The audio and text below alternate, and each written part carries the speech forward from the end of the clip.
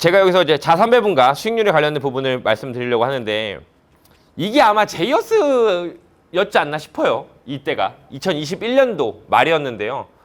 그때 갔을 때 제가 뭘 강의했냐면 그때 당시에 한창 외부에서 강의하고 다녔던 게 제목이 이거였어요. 2022 지금부터 10년 달러에 집중 투자해야 되는 이유였거든요. 이때 달러가 1,100원일 때였어요. 2021년도에 1,100원이랑 1,200원 사이. 그리고 나서 지금 3년이 흘렀고 달러가 최고점을 찍었잖아요. 뭐냐면 제가 유능했다는 뜻이 아니라 우리가 이런 겁니다. 삼성전자가 뜰지 안 뜰지는 제가 못 맞춰요. 근데 이건 미시경제거든요. 근데 거시경제로 들어가서 사실 어느 정도의 흐름을 이해하게 되면 그냥 이게 경제학이라는 건데 이거는 일반 사람도 아 부동산이 오르겠구나 그러니까 이거는 뭐 여러 가지 뭐 시장의 개입이라든가 뭐 정책에 따라서 달라진 거겠지만 아 앞으로 그러니까 이런 거죠. 저출산이구나. 그래서 이제 저출산인데 인구는 지금 순증하고 있잖아요. 왜냐면은 안 죽으니까. 애기는 덜 태어나는데 안 죽으니까 그 순증하고 있고 그다음에 지금이 핵가족화가 돼가지고 개인이 아파트를 사는 경우들도 있으니까 주택에 대한 수요는 쭉 늘어날 거니까는 부동산 가치는 많이 올라왔어요. 근데 이게 결국에 우리가 50년 뒤를 점쳐보면은 주택 가격은 빠지지 않을까요? 왜냐면 이제 인구 순증이 좀 있으면 정점을 찍고 이제 순감이 이뤄질 거란 말이에요. 그럼 이제 살 집이 없어지니까. 또 하나 지금 이제 서울에 분권화가 이루어져가지고 지방으로의 이런 것들이 이루어지고 이민율이 높아지고 하면 결국에 이것도 부동산 가격을 하락시키는 원인이 되겠죠. 이렇게 거시로 보면은 조금은 맞출 수 있거든요. 근데 이 당시에는 되게 달러가 오를 호재들이 너무 많이 있었어요. 이 달러가 오를 호재들이 너무 많이 있었던 건데 실제로 제가 재밌는 건 뭐냐면 제가 예측에 맞췄다라고 할 수 없는 게 제가 이 당시에 달러가 오를 이유에 대해서 5가지를 뽑았었거든요. 근데 지금 달러가 오른 이유는 그 5가지에 해당되지 않아요. 근데 2가지를 유추할 수 있겠죠. 첫 번째 제가 틀렸다라는 거. 두 번째 그럼 제가 말한 5가지는 아직 오지도 않은 거예요. 예. 그 중에 하나가 뭐였냐면 진짜 오지도 않은 거예요. 첫 번째가 라디노네이션이라고 해가지고 화폐 개혁이었어요. 대한민국의 지금 화폐 가치는 매우 떨어져 있어요. 무슨 말이냐면 우리나라가 지금 100위안이 2만 원이거든요. 한국 돈으로. 예. 그러니까 뭐 위안화가 떠지면 한 100엔이 지금 얼마죠? 800원? 100엔이 800엔. 800원. 그러면 이게 지금 몇 배인 거예요? 8배죠. 지금 일본 엔화에 비해서 한국이 화폐 가치 8배가 크잖아요. 중국 100위안이 우리나라 돈으로 2만 원이면 20배가 큰 거죠. 1달러가 1,300원이잖아요. 그렇죠? 무슨 말인지 아시겠어요? 우리나라는 지금 화폐 가치의 원 단위가 너무 높아요. 베트남 동보다도 높아요. 네, 그렇기 때문에 우리나라에서 이제 그러니까 조 이상의 경제 단위들이 나오기 시작하죠. 우리나라 화폐를 얘기하려다 보면. 우리나라가 이 원 단위제를 쓴 지가 벌써 한 40년, 50년이 넘었거든요. 네, 그렇기 때문에 지금 요 포인트하고 두 번째는 우리나라에 발행된 5만 원권에 40%는 시중에 나온 적도 없어요. 이 40% 5만 원권의 40%는 지하 경제에 들어가 있거든요. 이게 이 지하 경제에 들어가 있기 때문에 이 돈을 국가에서 이제 양성화 시키려면 결국에는 화폐를 한번 바꿔야 돼요. 예. 네. 그래야 이 밑에 있는 돈들이 튀어나오거든. 네. 그러면 달러당 평균 1,800원 간다고 얘기해요. 우리나라가 화폐 개혁을 하면. 네. 화폐 개혁은 두 정부 이전에는 논의가 됐던 이야기였는데 이제 또 들어가 있죠. 왜냐하면 화폐 개혁이나 국민연금 개혁이나 이런 개혁들은 사실 국민이 좋아하는 이슈는 아니니까. 네. 근데 만약에 화폐 개혁이 우리나라가 지금처럼 예를 들어서 브라질의 헤이라 수준으로 막 이 화폐 가치가 바뀌게 돼가지고 된다라면은 사실 화폐 개혁이 이루어지게 될 텐데 그렇게 되면 달러 가치는 원 달러 환율 차이는 엄청나게 커지게 됩니다.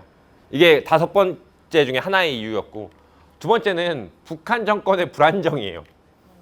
북한 정권이 불안정하고 얘네가 김정은 체제가 위협받을수록 그 미국의 위상은 올라가게끔 되어 있죠. 미국이 그러니까 미국이 어떤 전쟁에 대해서 수호국으로서 그 역할을 자처할 수 있는 그 환경이 만들어지면 미국에 대한 이 달러 가치는 올라갈 수밖에 없으니까 이것도 달러 하나의 강세. 근데 이게 이 당시에는 예측하지 못했지만 이게 뭘로 터졌냐면 우크라이나와 러시아로 터지게 된 거죠. 그러면서 달러 가치가 또 오르게 된 거죠.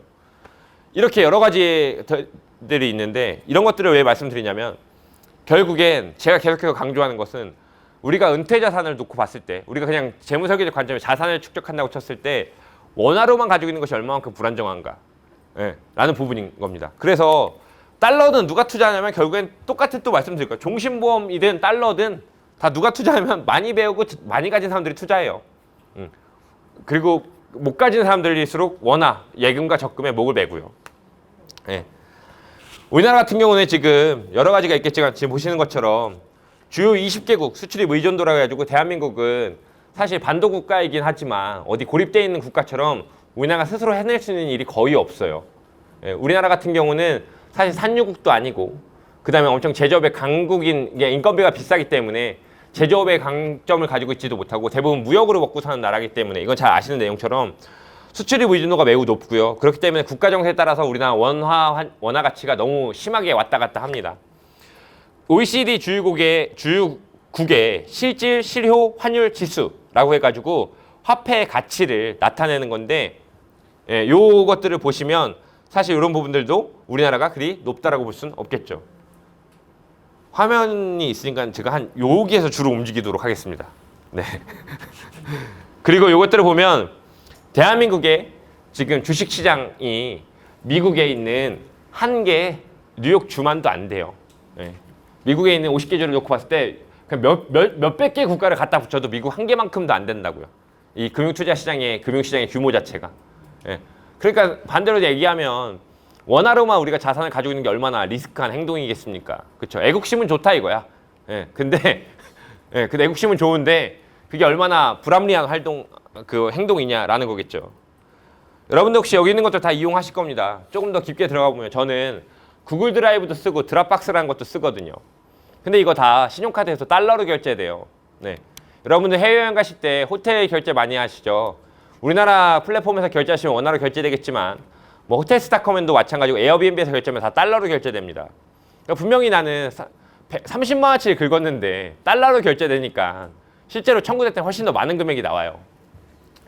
틱톡이나 유튜브 프리미엄도 마찬가지예요. 분명히 우리나라 이제 원화 가치가 반영이 돼가지고 뭐 6,900원, 7,900원 이렇게 결제를 했었는데 얘네 본사에서 올리는 거에다가 우리는 환율까지 곱해가지고 월 정기 금액이 업그레이드돼서 더 많이 빠져나가게끔 되어 있죠. 다시 말해서 우리가 실제로 쓰고 있는 생활에 외산 플랫폼은 더 많이 자리 잡게 될 거예요. 우리가 이것들 안 쓰면 안 되게끔. 여기 계신 여성 설계사분들 특히 망고보드나 이런 거 잘 이용하실 겁니다. 그래서 뭐 DM도 만들고 소식지도 만드시겠죠. 근데 그 중에 원조가 이제 캔바고, 캔바 같은 경우는 지금 현재 AI 기능을 입혀가지고 사실 디자인을 더 쉽게 만들었어요. 근데 이런 캔바도 다 달러 결제되거든요. 예, 우리가 쓰는 것들, 여러분들 MS 오피스도 마찬가지고 쓰는 것들 이제 달러 결제를 해야만 하는 플랫폼들이 들어오면 결국에 얘네가 사실 기업 가치가 올라가 국가 경쟁력이 좋아질수록 결국 가격을 올리게 될 텐데 우리는 이 기업의 서비스의 가격 인상률만 따라가는 것이 아니라 달러 인상률까지 올라가야 돼요. 그럼 똑같이 이런 플랫폼 이용료로 한 달에 10만 원씩 내던 사람이 5년이 지나고 10년이 지나면 난 똑같은 서비스를 이용하는데도 15만 원, 20만 원을 내야 되는. 그러니까 내가 한 달에 기름값 한 번, 두 번 정도 하고 친구들 만나서 아니면 가족들이랑 같이 외식 한번 하던 비용이 그냥 숨만 쉬고 있어도 달러 가치의 상승으로 인해 가지고 더 고용지출이 늘어날 수 있는 이슈가 있다라는 거죠. 네. 달러 연금보험 여러분들 변액 없어도 팔 수 있으시잖아요.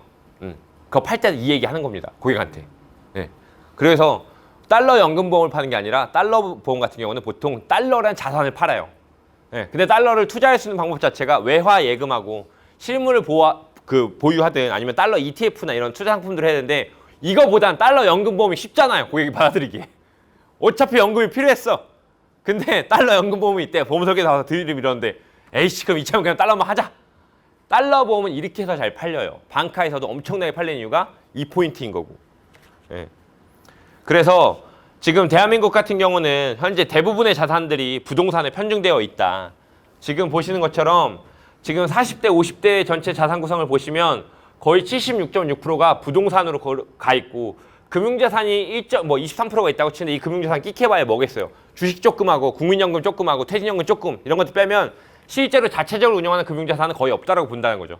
자산의 대부분이 자기가 살고 있는 주거용 아파트가 전부고 조금 난다 하는 사람들이 뭐예요? 뭐 임장동호회 가가지고 막 경매동호회 나가고 가서 또 부동산 하러 가잖아요. 그쵸? 그거 뭘로 사요? 또 원화로 사잖아요. 그쵸? 해가지고 조금 안다는 사람들이 뭐 오피스텔 두 채, 세 채 가지고 있잖아요. 대출 끼고. 대출도 원하고 산 것도 원화예요. 그거 팔아먹어도 원하고. 예. 자산 배분이 전혀 이루어지지 있지 않은 겁니다. 자, 그래서 클로징. 자, 중요한 부분이에요. 또 중요한 부분이에요. 여러분들이 실제로 도대체 자, 실제로 현실적인 은퇴 설계 어떻게 하냐? 그러면은 자, 모든 통계치. 제가 여러 가지 통계치를 여러분에게 갖다 드렸잖아요. 근데 이거를 이제 다 잊으세요. 다 잊어. 너무 많았잖아요. 통계치가. 다 잊어버리고 그냥 나의 삶을 수치화 해보는 거예요. 나는 한 달에 얼마 쓰는 사람이고 이런 것들. 그리고 나서 두 번째는 지금 내가 어떤 사람인가를 수치화시켜요. 한 달에 내가 총 카드값은 뭘 쓰고 요새 뱅크샐러드나 여러 가지 어플들 깔아보시면 잘 나오지 않습니까? 그래서 애들 학원비는 얼마고 뭐는 얼마고 식비는 얼마가 들어가고 쭉 수치화를 시켜봐요. 이건 현재고 두 번째는 나든 이건 나에게 대표면 나고 고객에게 대입하면 고객인데 고객이 어떻게 살고 싶은가를 또 이제 구체화시켜보는 거예요. 구체화시켜보는 거고. 제가 말씀드렸었죠. 상담을 하는데 어느 한 부부가 이런 겁니다. 내가 계산했을 때 은퇴 필요자금이 15억 정도가 나왔는데 상담하는 부부가 저한테 이야기하는 겁니다. 저는 은퇴 준비 자금에 7억 2천을 더해주세요. 왜요? 라고 물어봤더니 이렇게 얘기합니다. 저는 딩크고 아이도 없고 근데 은퇴는 한 10년 정도 남았는데 저는 제 삶을 하나로 표현한다면 저는 골프라고 표현하고 싶습니다. 네. 그래서 저는 일주일에 한 번씩만 골프 치게 해주면 죽음이 두렵지 않대요. 네. 근데 지금까지 혼자 쳤는데 와이프랑 좀 같이 치고 싶답니다. 그럼 둘이 한 주에 한 번 나갈 때 25만 원. 네. 겨울에도 친다니까 평균 잡으면 와이프랑 같이 치면 한 주에 50만 원이에요. 한 달이면 200입니다. 1년이면 2,400이죠. 10년이면 2억 4천. 딱 30년이면 7억 2천이 나와요. 자기는 그 금액을 더해달래요. 현실적이지 않나요? 네. 물가 상승률은 있겠지. 네. 근데 그러니까 이 정도로 얘기할 수 있는 사람은 자기 삶을 어느 정도 구체화 노후를 생각해 본 사람이에요. 네. 아무 숫자가 떠들지 않거든요. 스마트 목표 설정법에 의해서 나만의 필요 노후 자금을 계산한다. 자, 여기서 스마트 목표 설정법이 뭔지 알고 있다. 자식계 손? 없으신다면 소개해 드리겠습니다. 목표 설정을 할 땐 이건 여기저기서 쓰실 수 있는 스마트 목표 설정법인데 스가 뭐냐면 스페시픽이에요. 스페시픽 뭐냐면 구체적인. M은 measurable 뭐냐면 측정 가능한. A는 agreed upon이라고 해서 주변 사람들한테 동의가 가능한. 뭐냐면 목표를 설정했어. 내가 대통령이 될 거야. 구체적이네요. 대통령이 되기 위해서 측정 가능한 노력들이 나와야 돼요. 뭐 딱히 안 나오겠죠. agreed upon 주변에 동의가 안 돼. 예, 이건 잘못된 거예요. 근데 예를 들어서 내가 우리 아파트 통장이 되겠대. 명확하죠. 측정 가능해. 몇 동 몇 호에서 우리 나의 통에 한 8집만 포섭하면 돼. 예, 주변에 동의가 가능해요. 가족에. 리얼리스틱, 현실 가능한. T는 타임리예요. 제한된 시간이 있어야 돼요. 요 스마트 목표 설정법을 가지고 나만의 노후 필요 자금을 계산해 보는 겁니다. 자, 그러면 어떻게 되냐? 자, 라이프 스타일을 그려보라고 했어요. 라이프 스타일. 나는 뭐 운동도 하고 싶고, 그 다음에 뭐 어디 이런 뭐 시 쓰는 거 이런 것도 나중에 배워보고 싶어요. 글 쓰는 것도 배워보고 싶고, 친구들이랑 만나서 여행도 가고 싶어요. 그리고 그 다음에 손주들이랑 어떤 시간도 보내고 싶고, 나는 70세가 돼서도 시니어 모델로 한번 활동을 해보고 싶어. 네, 뭐 이런 것들이 있어요. 내가 좀 관리 잘해가지고. 그래서 그럼 실제로 내가 65세 이후에 돈을 얼마에 쓸 것인가를 한번 적어보는 겁니다. 그럼 한 달에 적어도 마트에 가서 기본적인 생필품을 사고, 견과류도 좀 사고, 과일도 좀 사고, 채소 좀 사고, 고기도 조금 사고, 그 다음에 해물도 좀 사가지고 한 달에 장부 다 치면 50만 원은 쓰겠지.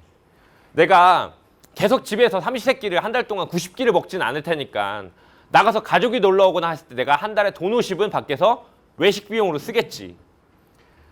한 달에 우리 아파트 관리비 한 18만 원 정도 나오는데 여기다가 스타일러나 뭐 등등등 내가 렌탈료들이 있고 정수기 렌탈하고 쭉쭉 뭐 필터 교체하고 하면은 그때 또 50만 원 쓰겠지. 내가 핸드폰비 우리 와이프랑 뭐 해가지고 2대랑 그 다음에 한 달에 구독료들. 지금의 여러분들이 70대가 되시면 많은 구독료를 내실 거예요. 그때라고 넷플릭스 안 보시진 않을 거니까. 예, 디즈니 안 보시지 않을 테니까. 50만 원 쓰겠지. 건강보험료가 내가 그 정도 나이가 됐을 때는 아파트 한 채랑 차도 있을 거고 뭐 연금소득도 있을 거니까는 대략 건보료 한 달에 50은 나가겠지. 부부가 합쳐가지고. 취미로 한 달에 100만 원 쓰겠지. 자동차 관련 비용으로서 연간 엔진오일 교체하고 자동차세 내겠지. 각종 세금에 재산세랑 뭐 내겠지. 휴가비는 1년에 한 번 정도만 그냥 내가 일본은 아니라 그래도 내가 발리 정도 갔다 오려면 500 정도는 쓰겠지. 의료비로 한 1년에 500은 쓰겠지. 1년이에요, 1년. 쭉쭉 치면은 월 한산으로 100만 원, 여기서 350만 원, 450만 원 정도 나온다 이거예요. 그럼 450만 원을 계산해 보는 거죠. 450만 원 곱하기 10년이면 1년에 5,400만 원 필요하고 되게 간단한 은퇴설계예요. 진짜 현실적인 은퇴설계. 내가 30년을 노후 생활한다 치면은 16억 2천일 것이고 내가 95세까지 산다고 치면 105세까지 산다고 치면 더 20억 정도 되겠죠. 물가 상승분은 부동산 및 실물자산으로 해지한다는 것은 내가 자산 배분만 되어 있으면 물가 상승률 어느 정도 해지해 줄 거예요. 그러면 이 16억 4천을 어떻게 메꿀 것인가를 보면 또 간단해요. 노후의 필요자금은 좀 러프하게 잡고 현재 준비된 금액은 좀 보수적으로 잡아보는 건데 이런 식으로요. 내가 16억 중에서 그래 15억이 필요하다. 그럼 내가 지금 준비된 게 얼마인가? 아무것도 안 했다 쳤을 때 그래도 국민연금에서 난 우리 국가를 믿어.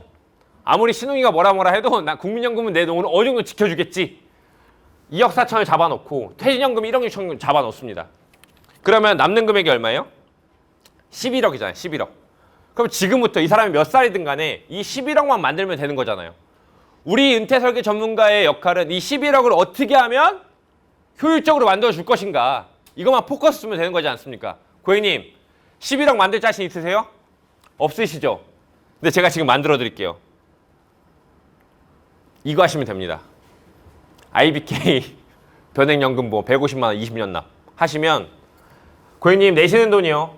총 3억 6천 내시고 100세까지 연금 수령하시면 13억 받습니다. 나쁘지 않죠? 이거 한 방으로 고객님 은퇴 준비는 끝내드리겠습니다. 무식하게 가면 이렇게 간다 이거예요. 무식하게 가면. 예. 잘 보세요. 자, 11억을 갑자기 내놓으라는 건 불가능해. 그쵸? 11억을 갑자기 내놓으라고 하는 건 평생에 만져본 적도 없는 돈이고 있을지도 모르겠는 돈이에요. 근데 이거를 한 달에 150만 원씩 저축하는 건 가능하잖아. 그쵸? 두 부부가 합쳐가지고 인당 75만 원이에요. 예. 두 부부가 75만 원씩 40대 부부가 또는 45세 부부가 40대 중반에 중년의 부부가 이 남은 20년 동안 인당 75만 원씩 연금보험에 연금저축하는 건 가능하잖아요. 그러면 13억 나오잖아요. 그럼 은퇴 준비 끝난 거 아닙니까? 왜 은퇴설계 전문가 가정이냐면 되게 간단해요. 결론적으로는. 앞에 쭈쭈쭈 말씀드린 것은 결국에 내가 맨 마지막에 이 사진 하나 보여주려고 우리가 앞에 3시간, 1시간에서 7시간 한 거예요. 결국에 연금보험 판매는 이게 끝이라고요. 네. 해결했잖아, 11억을. 방금 해결해. 플러스 2억 6천까지 해결했어요. 네. 요게 끝입니다. 은퇴설계는. 어쨌든 나는 고객이 이렇게 살고 싶대요. 이게 필요하대. 근데 이걸 들었어요. 근데 날 만나기 전까지 고객이 이것도 구체화를 못 시켰어. 생각해 본 적이 없거든. 근데 나를 만나서 구체화를 조금씩 한 번씩 용기를 얻어가지고 구체화를 시켜봤더니 이 정도의 삶이 나와요. 여기서 유일하게 내가 태클 잡을 수 있는 건 물가상승률인데 물가상승률은 앞서 말했듯이 물가상승률과 원화가치의 하락률은 앞서 제가 계속 얘기했던 것처럼 자산 배분으로 갈 겁니다. 근데 이것을 제외하고 이 11억을 어떻게 해결하냐? 이걸로 해결하시면 돼요. 이거보다 더 나은 방안이 있다면, 더 나은 대안이 있다면 저한테 말씀해 주시라고. 그럼 제가 이거 안 팔고 제가 그거 하겠다고. 네. 이거보다 더 효율적인 방안이 있다면. 우리는 고객한테 유일무이한 솔루션을 제안하는 직업입니까? 아니죠. 우린 고객한테 더 나은 대안을 제시하는 직업이에요. 이거보다 더 나은 대안이 있어. 내가 보장 설계를 3일 밤을 새서 갔는데 가지고 갔더니 다른 설계사한테 더 받은 기가 막힌 게 있어요. 이건 내가 주지치고 나와야지. 그쵸? 근데 대부분 내가 그렇게 몇 날 며칠 고생해서 설계 짜가는 이유는 이 사람한테는 이거보다 더 나은 게 없기 때문에 확신이 있을 때 클로징이 되는 거잖아요. 그쵸? 노후 설계도 마찬가지야. 더 나은 대안 있냐? 있죠. 많이 있어요. 진짜 많이 있어요. 이거보다 더 나은 대안. 뭐냐면 고객이 진짜 잘 공부해가지고 채권 투자하고 자산매분 실실 쪼개가지고 자기 능력 개발해가지고 막 더 벌고 이런 여러 가지 방안들이 있겠지만 고객이 그거보다 이거는 내가 모바일로 몇 번만 손가락 터치하면 끝나는 계획이잖아. 네. 더 나은 대안이 있겠지. 근데 내가 제시하는 대안보다 고객이 더 나은 대안을 제시하지 못한다면 이 대안이 정답인 거예요. 이거라도 지금 했다면 고객님 다시 여기 또 앞에 혹시 10년 전으로 들어가서 35살 때 저를 만나셨더라면 저 그때 똑같이 이제 안 했을 거다. 고객님이 지금부터 10년만 더 하시면 은퇴 준비 55세에 끝나는 건데 저를 10년 동안 못 만나셨으니까 지금이 막차입니다, 고객님. 지금부터 보시면 그래도 65세 전엔 끝납니다. 할 수 있는 거지 않습니까? 요게 포인트라는 겁니다. 제가 여기 보시면 지금 여기 철심 박아놨거든요. 제가 지난달에 축구하다가 쇄골 분쇄골절 났었어요. 압박골절은 어떻게 나는 거냐면요. 여기를 원래 쇄골은 젓가락으로도 부러뜨릴 수 있거든요. 나무젓가락 가지고 튕겨도 부러지는 게 쇄골이라고 합니다. 저는 쇄골이 어떻게 부러졌냐면 어깨로 떨어지면서 이게 밀려가지고 이게 으스러진 거예요. 이게 이렇게. 그래서 사골절이 나고 조각이 났어요. 그냥 부러져도 아픈데 얼마나 아팠겠습니까? 근데 전공의 파업 때문에 수술 날짜가 안 잡히니까 집에 갔단 말이에요. 그 우리 저기 그 인천의 로움 사업단 단장님이 괜히 볼 차러 오라고 해가지고 둘이 차다가 다쳤는데 그 단장님이랑 제가 그날 응급실 4개를 돌았어요. 새벽 6시까지. 근데 아무도 안 받아요. 수술이 안 된대. 그래가지고 그리고 그냥 집에 갔거든요. 너무 아팠는데 그 이제 가가지고 어쨌든 뭐 해가지고 이제 했어요. 그래서 뼈에 지금 이렇게 박았죠. 예. 제 지금 뼈에 박혀 있습니다, 이게. 예. 해가지고 박혀 있어요. 붙였죠. 처음 입원해봤는데 제가 7일을 입원했거든요, 7일. 원래 10일을 입원하라고 하는데 제가 처음에 말씀드린 것처럼 저도 성장 시기에 있는 사람이기 때문에 제가 뭐 2, 3주씩 놀 군번이 안 돼요. 거기서도 노트북 붙잡고 막 뭐 한단 말이에요. 막 DB 뿌려야 되고 막 뭐 해. 막. 예. 하고 막 중교육도 만들어야 돼, 막. 근데 그래서 일주일 만에 나왔습니다. 근데 나오려고 보니까 이제 중간에 제가 이제 이 병원 어떻게 가는지 말씀드렸죠. 네, 병원 이제 갔는데 중간에 이제 할아버지가 오셔가지고 이제 계산을 해주신 거예요. 병원비를 싹 다. 저희 이제 처할아버지가 오셔가지고 이게 정형외과인데 이제 타자는 잘 못 치세요. 정형외과 심재천 과장님이면 이천에 할아버도 삼립병원 다니면 훌륭한 분이 인사드리라고 하시다면 이렇게 하잖아요. 그래서 뭐 제가 이런 사고가 났다는 거를 할아버지 또 지인분들한테 다 문자 보내세요. 89이시거든요. 예, 매일같이 문자 보내세요. 그래서 저희 와이프 생일 때, 저희 장모님 생일 때 뭐 할 때마다 뭐 내 인생의 가장 소중한 보물 뭐 이제 며느리 뭐 생일 축하한다 뭐 이렇게 막 보내시거든요. 근데 오셔서 그 병원비를 다 결제해주고 가셨어요. 그래도 그 이게 복합 수술이고 하니까는 꽤 나오거든요. 예, 근데 물론 저는 실비 청구해서 받을 거지만, 예, 근데 해서 했는데 어쩌면 모습이었냐면 89이신데 진짜 그 파워가 있으시거든요. 파워가. 그러니까 저희 처할아버지지만 어떤 파워가 있으시냐면 89이신데 그 지금도 월화수목금 점심은 집에서 안 드세요. 5일치 약속이 다 있어요. 점심 약속이. 그래서 중절모 딱 쓰시고 가다마니 딱 입으시고 구두 딱 신고 나가세요. 예, 5일치 점심 약속. 웬만한 보험 설계사들보다 활동량 좋으시죠? 예. 그런데 그리고 저희 병원 오실 때도 다 아직도 의정 활동하실 때 그 있었던 그 보좌관들 같은 70대 중반의 이 창창한 분들이 다 차를 태우고 다니세요. 할아버지 운전을 못 하시니까. 근데 뭘 느꼈냐면 나도 저런 할아버지가 되고 싶다는 생각을 그때 처음 했어요. 저는 그러니까 80대 이후에 저의 모습은 사실 그려본 적이 없었거든요. 네. 근데 저런 할아버지가 되고 싶다는 생각을 그때 처음 해본 게 그런 거죠. 그러니까 결국에 가족에 대한 존경과 사랑은 마음에서 나온 것이 아니라 지갑에서 나온 건데, 네. 진짜 그거를 느꼈고 저희 할아버지는 지금도 연금을 많이 받으세요. 그 공직 생활을 하시고 나서 은퇴하실 때 사실 그 중에 반을 땡겨 받으셨어요. 그래서 할머님이 그거 가지고 이제 뭐 집도 사고 하셨었죠. 근데 그리고 나서 선거 자금으로 많이 쓰셨거든요. 근데 이게 참 재밌는 게 의정 활동을 하면 또 그때 연금이 또 크레딧이 적립이 되잖아요. 그래서 사실 그냥 30몇 년 하신 것보다 더 많은 연금이 나오세요. 그리고 지금 89이신데 그럼 되게 연금 수급 기간도 기실 거 아닙니까? 그러니까 매월 현금이 쌓이는 거예요. 근데 어르신께서 돈 쓰실 일이 얼마나 있으시겠어요. 근데 그 500 넘게 나오는 연금이 매달 쌓이는데 아무리 많이 쓰셔봤자 2, 300이라고. 맨날 쌓이는 거예요, 맨날. 그럼 진짜 우리가 목돈보다 연금이 좋은 10가지 이유에 나온 것처럼 우리 할아버지는 이 집안에 오래 사시면 사실수록 자식들한테 도움 주시는 거거든요. 네. 그렇기 때문에 모두가 물론 저희를 대하시는 태도라든가 저희가 가르쳐 주신 지혜나 가르침들의 존경도 있지만 사실 여러 가지 부분에서 진짜 집안의 어른으로서 되게 오랫동안 자리매김하실 수 있고 역할을 할 수 있단 말이죠. 근데 이게 사실 그러니까 이런 연금의 파워라는 건 실제로 경험해보지 않으면 느끼지 못하는 부분인데 실제로 지금의 공무원들은 다시는 이렇게는 못 살아요. 이미 연금개혁, 공무연금개혁은 우리가 그때 설명드린 것처럼 이명박 정부랑 박근혜 정부를 거치면서 연금개혁은 이미 칼질이 끝났고 그리고 공무원들도 알고 있기 때문에 신규 공무원 입사자가 1년 이내에 보통 4명 정도가 퇴사한다고 하죠. 예. 그냥 그런 부분들이 있기 때문에 여러분들 연금에 대한 의미를 제가 정말 다양한 관점에서 계속 말씀드리고 있거든요. 예. 여러분들이 가장 혹하시고 가장 공감되는 부분들이 있다면 그런 것들을 가지고 고객분들하고 이야기 해보시면 좋겠다. 예, 라는 부분인 겁니다. 구독하지 마세요. 제가 유튜브를 했었어요. 근데 지금 안 해요. 예, 근데 누가 계속 구독은 자꾸 해요. 근데 제목이 꿈을 파는 남자거든요. 왜 꿈을 파는 남자였냐면 저는 연금보험을 셀링했잖아요. 그러니까 저는 실제로 꿈을 파는 남자였어. 뭐냐면 종신보험은 사람을 만나서 고객을 만나면 자꾸 죽여야 되거든요. 사람을 자꾸 죽여야 돼요. 누가 죽었다. 화재보험을 팔려면 자꾸 불을 내야 되거든요. 여기 불이 났다 저기 불이 났다. 암보험을 팔려면 자꾸 암에 걸리게 해야 되잖아요. 근데 연금보험은 꿈을 팔아야 돼요. 그러니까 지금 현재 현실이 조금 힘들고 어렵더라도 괜찮으실 거예요. 그러니까 지금과 다른 좀 더 여유로운 삶을 살고자 하면은 지금 저축하셔야 됩니다. 라는 걸 하는 거니까 저는 어느 순간부터 고객한테 꿈을 판다라고 느꼈어요.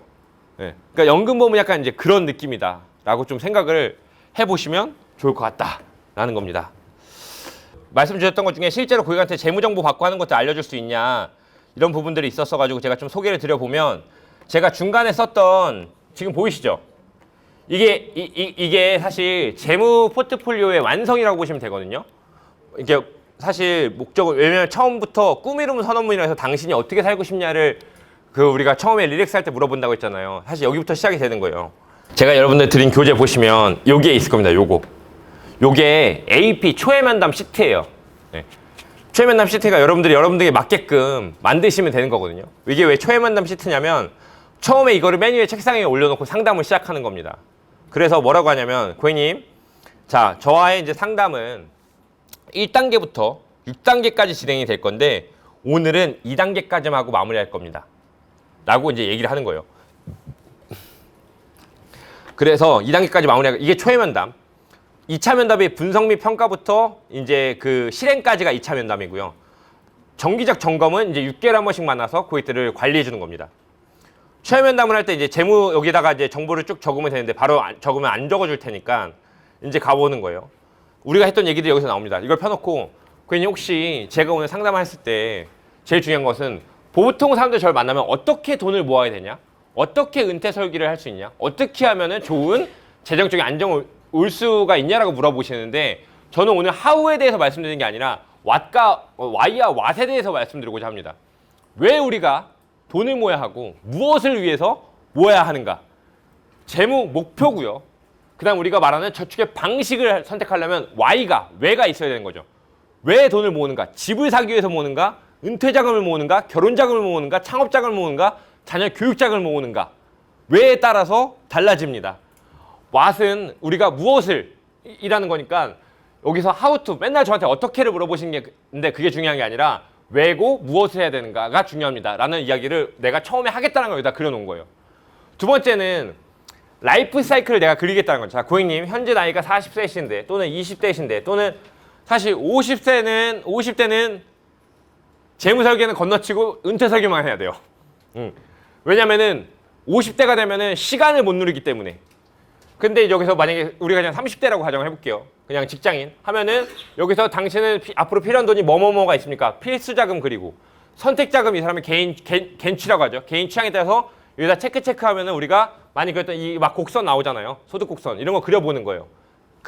이러면서 상담이 진행이 되고 그러다가 자 중간에 내가 저축은 3가지만 생각하시면 됩니다. 뭐냐면 3가지가 목적 강제 분산인데 돈을 왜 모으는지가 먼저 정립이 되지 않으면 그 저축은 성공할 수가 없습니다. 왜냐하면 제가 한번 예를 들어 볼게요. 2명의 청년이 있습니다. 이 2명의 직장인이 있는데 둘이 똑같이 적금을 한 달에 50만 원씩 들어요. 근데 한 명은 그냥 적금을 돈이 남아서 저축하려고 그냥 적금 들었어요 하는 친구가 있고, 한 친구는 적금 통장을 발급받아서 여기다 포스트잇을 쓰고 테이프로 발랐는데 여기다 뭐라고 써져 있냐면 우리 엄마 칠순잔치 통장이라고 적어놓고 저축을 한다. 누가 저축의 성공률이 높겠습니까? 반드시 오른쪽이 높겠죠. 이것처럼 저축은 목적이 전부다. 왜 모은지가 결여되면 그 순간 그 저축은 실패한다. 그러니까 목적이고요. 두 번째는 분산인데, 대한민국에는 87가지 정도의 제가 지금 RP하는 거예요. 대한민국 87가지 정도의 대분류의 금융상품이 존재합니다. 그 금융상품이 존재하는 이유는 각각의 이유가 있을 터인데, 기능과 특징이 다를 터인데, 우리는 대부분 예금과 적금, 끼케봐야 주식 정도 하고 있다. 그럼 나머지 84가지는 누가 하고 있냐? 이 금융을 이해하고 알고 있는 사람들이 하고 있다는 거죠. 이 87가지의 금융상품들은 결국에는 각 기관별로, 투자의 성향별로, 분산되는 그 투자의 어떤 유형별로 다 목적이 다른데 이것을 얼마만큼 잘 활용하냐가 저축의 가장 큰 성공에 미치는 포인트가 된다라는 게 분산이고요. 두 번째는 강제, 세 번째 마지막은 강제인데, 강제는 잘 아시겠죠? 예. 중간에 깨면 손실이 나거나 아니면 중간에 깼을 때 나한테 뭔가 페널티가 있어야 이 저축을 끝까지 유지해 나간다라는 거겠죠. 그런 부분을 여기서 소개해 드리겠다라고 해서 이제 상담이 또 진행이 되는 거고, 그리고 여기에서는 제가 쓰는 RP 중에서 나는 오늘 세로저축과 가로저축에 대해서 한번 써봐야겠다라고 하는 건데, 가로저축과 세로저축에 대해서 고객님, 내가 오늘 쓸 것은 이거 진짜 원천적인 거예요. 원천적인 거. 그래서 그러니까 아주 재무설계의 기초가 되는 건데, 원래 재무설계 기초할 때 적금의 이자 산정 방식부터 합니다. 이자 산정 방식은 알고 계시죠? 여러분들. 적금을 12개월짜리 하면은 첫 달에 들어가는 거에 이자 주는 거랑 마지막 달에 들어가는 이자 주는 게 다르다는 거. 이거부터 시작하는 거죠. 사실 재무설계의 기초니까. 이렇게 갔을 때 우리는 보통 이러한 자금들이 들어간다 쳤을 때 우리는 이렇게 그때그때, 그러니까 뭐 그때그때 모으는 이러한 이제 가로저축을 하고, 가로저축을 하고 이렇게 세로저축을 할 수가 있는데, 뭐가 더 유리하냐? 세로저축이 더 유리하다. 아니, 가로저축이 더 유리하다라고 이런 표현을 하는 거거든요. 이제 요거는 제가 그러니까 여러분들이 저한테 들으신 많은 이야기들 중에 여러분들이 쓰기 이제 편하신 것들을 여기다가 또 하나 4번에 껴 놓으시면 되는 거예요. 여러분들 하나 RP를 미리 적어 놓는 거거든요, 여기다. 그리고 내가 5번째 중에서는 내가 오늘 뭐 우리가 은퇴설계 전문가 과정에서 내가 읽은 책이나 배웠던 영상들 중에 좀 이 사람의 지금 나이대나 처한 상황에 맞는 어떤 이야기를 들려줘야겠다는 포인트를 여기다 미리미리 적어놓는 겁니다. 이 나이대에 맞게끔. 그래서 내가 여기다가 뭐 최근이라면 여기다 연금 개혁을 해야겠다. 이 사람이 만약에 군인이다. 그러면 공적연금인 군인연금을 해야겠다. 또는 이 사람이 지금 연금 펀드에 꽂혀있어. 그러면 세제 적격 비적격을 해야겠다. 라고 하는 것도 여기다 좀 적어놔가지고 관련된 세일즈 키트들이 있을 거면 여러분들 뭐 노트북이나 자료가 있을 거잖아요. 그걸 가지고 같이 상담을 하면서 상담을 또 이어나가는 거죠. 이게 AP 초회 단계고, 그리고 여기다 제가 또 좋아하는 롤플레이 하나 화법을 정해놓은 겁니다. 고객님이 65세가 되었을 때 54명은 이미 여전히 경제적 빈곤 상태에 있다. 36명은 이미 죽었다. 5명은 생계를 위해서 여전히 일하고 있고, 4명은 겨우겨우 경제적인 그냥 그 평범한 상태이고 단 1명만 부재가 되어 있다. 고객님 혹시 여태까지 사시면서 1등 해본 적 있으십니까? 없으시죠? 고등학교 때 반에 몇 등 하셨어요? 11등이요? 그럼 보통 여기나 여기 들어가시겠네요. 이런 식으로 내가 화법을 이걸 한번 해보겠다라고 하는 거 여기다 미리 또 적어놓는 겁니다. 고객은 지금 여기 이 1번부터 해서 쭉 내가 짜놓는 여러분들이 작성하신 이 RP 스크립트 있죠? 이거하고 얘 두 개가 같이 가는 거예요. 그러면서 쭉 내려오게끔 되어 있는 거고, 그리고 나서 마지막에는 내가 마지막에 클로징, 이번에 초회 면담을 마지막 지을 내가 파워 토킹을 쓰겠다 하면 여기다가 이제 이런 거 써놓는 건데, 이런 식으로 해서 쓸 수 있는 이거를 우리가 흔히 백지 설계라고 부르는 거예요. 근데 백지 설계가 진짜 백지에다 하는 게 아니라 몇 가지의 가이드는 잡아놓고, 내가 은퇴 설계 전문가 과정을 들었든 신인 교육 때 들었든 내가 뭘 했든 간에 좀 들었던 상담들을 플로우를 어느 정도 잡아놓고 1번부터 한 7번까지 잡아놓고 요거를 백지 설계해 나가면서 라이프 사이클을 실제로 고객과 그려보면서 상담을 해나가는 게 초회 면담이라고 보시면 좋을 것 같아요. 그러고 나서 이제 뭘 하냐면, 요때 뭐 하는 것들이 여러 가지가 있겠죠. 뭐 목표의 중요성에 대해서는 저는 고객이 꼭 읽어볼 수 있게끔 뭐 포춘 이야기라고 해가지고 사실 뭐 옛날에 뭐 노트르담에 들어갔을 때 뭐 이런 이야기들이 있었다. 뭐 이런 스토리텔링도 하고 이런 것들을 다 미리 준비하는 거예요. 그리고 자, 이 사람이 이렇게 확인했더니 재무 목표가 뭐 이런 것들이 나오더라. 라는 것들이 포트폴리오에 들어가는 거고. 2차 면담, 2차 면담. 예, 그리고 이 사람들한테 내가 할 말 중에서 보통 이 사람이 처한 나이대에 따라 가지고 사실 내가 어떠한 키포인트들을 짚어야겠다는 것들도 미리미리 적어 놓고요. 그리고 나서 내가 좀 준비한 자료로는 2020년에 가구 형태별 소비 금액이 이런 것들이 되는데 당신은 어떠한 여기 그 표본 집단과 비교해서 그러니까 평균치와 비교해서 어떠한 특징들이 있는지 당신은 현재 신한은행 보통생활 보고서에 따라 가지고 현재 소득 분위기가 어디에 좀 분포하게 되고 당신은 어느 건지에 따라서 평균치들과 나는 이런 것들을 비교해 보겠다. 당신의 현재 지출은 이렇게 좀 유형별로 이렇게 구분이 되어서 이렇게 지금 나가고 있다는 것을 보여주겠다. 그리고 우리가 이제 앞으로 자산을 분배해야 되는데 자산 분배할 때는 크게 자산은 이렇게 되는데 이런 것들은 각각 어떤 특징들이 있다라는 걸 또 내가 얘기해 주겠다. 그리고 지금 우리나라의 그 보통 부자들은 이런 포트폴리오를 가지고 있다. 그래서 지금 당신의 소득은 어느 구간에 있고 당신은 현재 금융자산 얼마, 금융부채 얼마를 가지고 있다. 근데 당신은 보니까 지금 뭐 자산 분석 결과가 이렇게 나오고 당신의 현금 흐름표, 지금 자산은 이렇게 구성이 되어 있고 부동산 자산 얼마가 있고 담보대출은 얼마가 있고 그래서 지금 당신의 현금 흐름은 현금 유입과 유출이 이렇게 나뉘고 그러니까 유입 분석하고 지출 분석하고 이렇게 하는 건 너무 이제 어렵잖아요. 그렇죠? 근데 이렇게 흐름만 간다는 것만 이제 말씀을 드린 거고 그래서 당신의 재무 상태를 종합적으로 분석해 보니까 비상금 지표는 뭐 낮고 가계 수지 지표는 어떻고 뭐 부채 상환 지표는 어떻고 총 부채 부담 지표는 어떻고 보장성 보험 준비 지표는 어떻고 이런 것들을 이렇게 쭉 분석을 하는 게 원래 이제 재무 상담인 거거든요. 예. 근데 이걸 다 하면 힘들잖아요. 그래서 제가 간편 버전을 준비했어요. 간편 버전은 제가 이거 드릴 거거든요. 자, 파이낸셜 레포트 해가지고 우리가 아까 이제 쭉 여기서 이제 상담을 해나갔단 말이에요. 그쵸? 상담을 해서 얘가 내가 여기까지 좀 잘 준비를 했더니 얘가 나한테 재무 정보를 줄 것 같아. 그럼 여기다가 적는 거죠. 적는 거예요, 내가. 근데 이거를 실수하는 것들은 뭐냐면 사실 제일 좋은 방식은 상담을 하면서 이렇게 얘기를 해요. 제가 고객님하고 오늘 재무에 관련된 내용들을 할 건데 많은 숫자가 나오겠죠. 근데 제가 다 기억하지 못하니까 이야기하면서 제가 중간중간 메모하겠습니다 하면서 굳이 이거를 적는 시간이 아닐지라 할지라도 재무적인 정보가 나오면 그때그때 내가 계속 체크를 하면서 적어주는 거예요. 네. 고객이 마치 알릴 의무나 고지사항에 대해서 상담 끝나고 한 번에 물어보는 게 아니라 얘기하다 보면 좀 나올 수도 있잖아요. 내가 옛날부터 15년 전부터 고지혈증약을 먹었는데 하면 체크하듯이 똑같이 가는 거거든요. 근데 이거를 왔다 갔다 하면서 이제 적어요. 쭉 적어서 나한테 잘 적어줬다. 그러면 우리는 이거를 이제 여기다가 옮겨 적는 겁니다. 그래서 여기다가 가족 정보, 그 다음에 소득 및 지출을 입력을 하고 근로소득은 얼마고 사업소득은 얼마고 임대소득은 얼마고 그 다음에 월 생활비 지출은 어떻게 되고 그래서 그러면 여기 딱 나와요. 생활비가 얼마구나 해서 나오고 그렇게 되면 뭐 자녀 교육비나 결혼 비용이 있다면 여기다 또 입력을 하는 것들이 나오고 자산 및 부채를 또 여기다 입력할 수 있게끔 나옵니다. 이렇게 입력을 하고 그리고 부동산 소유 현황도 여기다 넣습니다. 그리고 재무 목표를 입력해요. 여기다가 나는 가족여행을 2025년에 3년 있다가 뭐 1,000만 원 쓰고 싶다. 주택을 좀 이사를 가려면 현금 1억이 필요하다.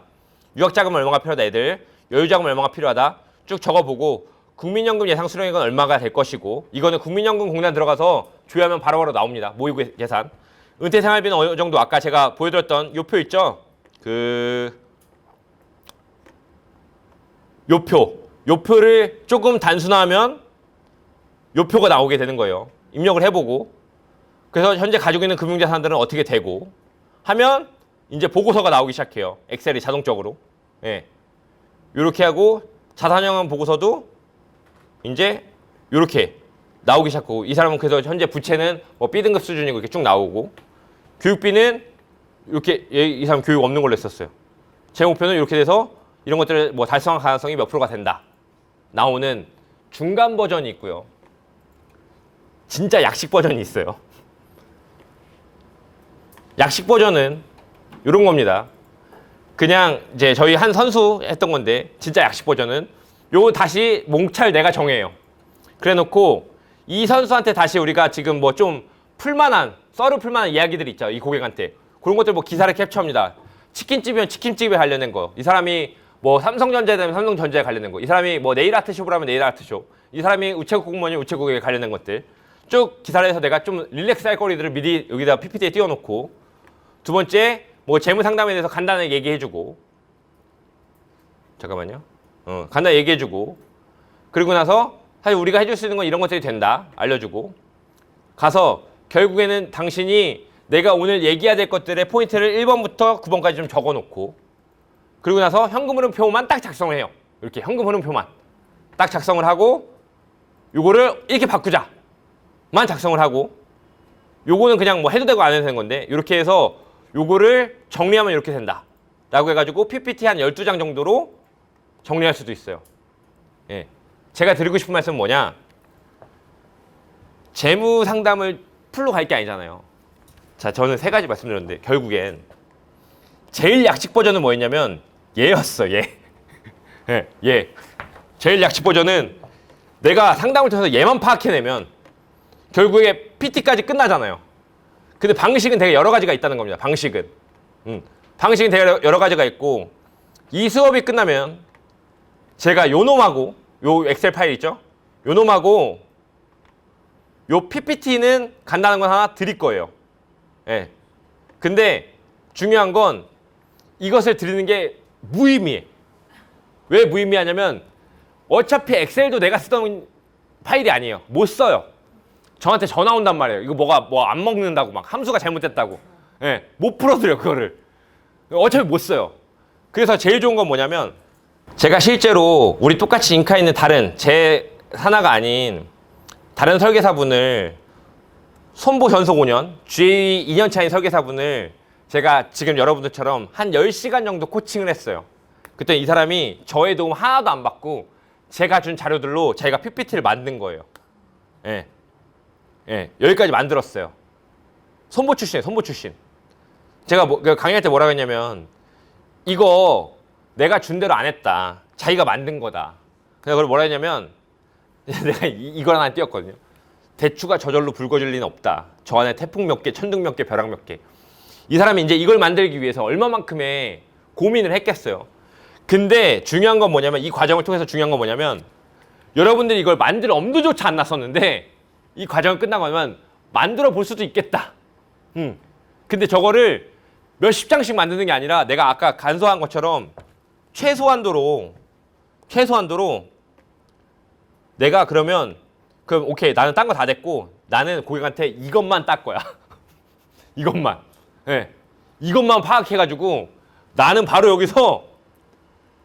이걸로 갈 거야. 해도 된다라는 거예요. 해도 된다라는 거. 근데 제가 자료들과 강의를 계속 드리는 이유들은 여러분들이 이 생각하지 않았어요? 결국에 이 생각만 들었으면 돼요. 뭐냐? 이 생각. 제가 이걸 보여드리면, 이게 150장짜리 포트폴리오거든요. 150장짜리. 결혼 자금을 하려면 지금 당신의 목표 금액은 얼마고, 현재 달성액은 얼마고, 필요 자금액은 얼마다, 당신 교육 자금은 얼마다, 비상금은 얼마다, 그리고 당신 이거 지금 현재 상태로는 내 집 마련 가능성은 18%밖에 안 된다. 막 이렇게 해서 당신이 똑같이 주택 마련 자금 4년 후에 2억 4천을 만들려면 2년 안에 모으려면 1,200만 원씩 모아야 되고, 수익률 이걸로 모으려면 8년 동안 모으려면, 적금으로 모으려면 300만 원, ETF 수익률 8%로 모으려면 230만 원씩만 저축하면 된다. 뭐 이런 포트폴리오 만들면은 여러분들 머릿속에 뭐든 생각하냐면, 아, 저랑 가면 좋겠다 라는 생각만 들면, 아, 이게 좋다는 것까지 이해가 된 거예요. 근데 이걸 내가 다 할 수는 없으니, 그럼 나는 어떤 방식으로 할까? 어떻게 좀 간소해가지고 결국에 재무 설계를 풀로 다루진 않더라도 은퇴 설계에 좀 더 가깝게끔 가려면 내가 어떤 정보를 취득해야 되고, 결국에는 내가 팔고자 하는 것이 무엇인지만 연결시켜가지고 팔 수 있는 정도 단계까지만 되면 이 과정은 성공적으로 끝나는 거라고요. 이해돼? 재무 설계를 다 할 수는 없다고. 제가 그래서 여러분들께 오늘 내어드릴 과제는 요거를 여러분들 마음대로 바꿔보시는 거예요. 요 사람을. 예. 아니, 이거 제 PDF로 들어요. 어떻게 바꾸시냐면 예시도 드려요. 이 사람이 현재 현금 흐름은 요래요. 유입 요렇게 버는 부부예요. 근데 돈은 이렇게 현재 쓰고 있어요. 지금 보면 예금에 그냥 월급 통장에 100만 원씩 쌓아두고 적금 100만 원 붓고 있고, 보장성에 40만 원 나가요. 주거비 이렇게 나가고 변동지출 이렇게 됩니다. 그리고 현재 이 사람들이 가지고 있는 재산은 이렇게 돼요. 지금 돈에 이렇게 모여 있어요. 이렇게. 요거를 여러분들이 바꿔보는 거예요. 어떻게 바꾸냐면 나라면 이렇게 바꾸겠어. 아까 그냥 일반 예금에 있던 거를 내가 좀 네이버에 찾아보니까 MG에서 좀 좋은 거 특판 적금이 나왔고 K뱅크에 요거는 요 나이 때 가입하면 요 정도의 금리가 나오니까 똑같이 적금 묶고 이렇게 바꾸자. 그 다음에 중기가 이거 그냥 여러분 펀드 몰라도 돼요. 그냥 한번 해보라는 거예요. 그냥 내가 듣기로는 중기는 펀드라고 들었으니까 이 사람 아까 재무표 그러니까 보니까 중기 자산이 없으니까 이거 펀드로 좀 이렇게 나눠보자. 그 다음에 한 7년 보고 단기납으로 한번 꽂아볼까? 그래서 장기적으로는 내가 개인 연금보험만 강사님이 가입시키지 말라고 했잖아. 연금보험이 짱은 아니라고. 그러니까는 IRP도 좀 가입하라고 해보자. 그 다음에 연금보험은 이렇게 한번 했으면 좋겠다. 그리고 보험료는 아까 40만 원이었는데 요거 참새가 방앗간 그냥 지나갈 수 없으니까 요거는 좀 늘려보자. 네. 그리고 고정지출도 생각해보니까 좀 줄일 수 있는 부분들이 있네. 뭐냐면 주거비 보니까 이 사람 집이 현재 지금 남편 연봉이 전세 대출 받을 2년 전에 비해서 연봉이 올랐어요. 금리나 요구권을 시행할 수 있는 집이구나. 그럼 이자를 내가 계산해보니까 줄일 수가 있네. 줄여보자. 그 다음에 지금 핸드폰하고 넷플 기가진이 쓰는데 이거 KT로 통신 변경해가지고 가족으로 결합 할인해가지고 묶어서 알뜰폰으로 바꿔버리면 통신비가 10만 원이 줄어드네. 뭐 이렇게. 지금 현대캐피탈에서 지금 금리 9%짜리 쓰고 있는데 신한의 마이카를 5%로 받으면은 요만큼이 줄어드네. 예. 이렇게 해서 요거 이제 모범안이잖아요. 모범안. 예. 이렇게 한번 실제로 여러분들이 바꿔보는 거예요. 한번 예행을. 예. 그래서 했을 때 제가 이건 좀 되게 엉성하게 만들게 했거든요. 그러면은 내가 이 바뀐 표대로 하면 이 사람이 1년, 2년, 3년, 10년 동안 총 얼마를 모아서 이거를 어디다 돈을 쓸 수 있는지를 한번 그려보는 겁니다. 요게 과제 끝이에요. 네.